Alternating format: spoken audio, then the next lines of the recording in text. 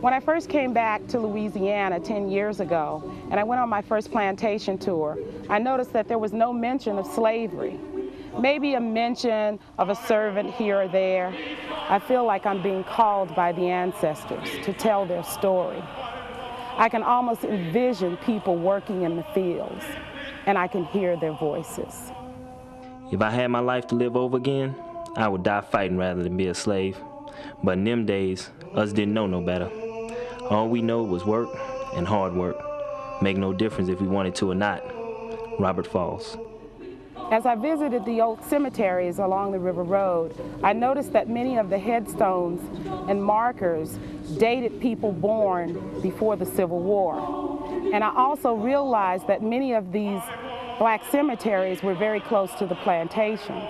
When I came into this cemetery behind the Homeless House, I noticed the many trees and crosses, rudimentary iron crosses, that were planted at the heads of the graves. We die, they bury us next day, and you is just like any of the other cattle dying on the place. That's all 'tis to it, and all 'tis of you. You is just dead, that's all. Alice Sewell.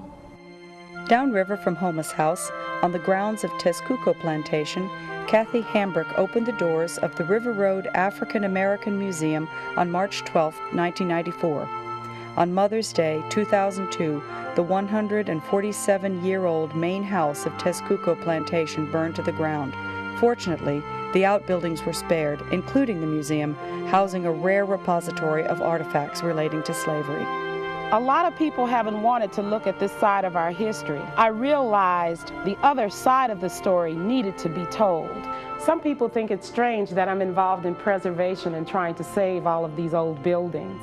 But presently we're involved in saving several old structures that are very important to African American heritage along the River Road. One being the Babin Plantation, which is now, or which has been referred to over the past 75 years as the Africa Plantation House. After the Civil War, an African American benevolent organization called the General Grand Independent Order of Brothers and Sisters of Love and Charity, North America, South America, Liberia, and adjacent islands, purchased the old Babin Plantation. They renamed it the New Africa Farm. In 1933, Dr. John H. Sillery, the first African American doctor in Ascension Parish, purchased the plantation from the society.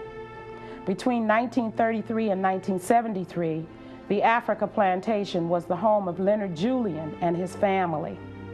Mr. Julian invented the mechanical sugarcane planting machine, which revolutionized the planting process.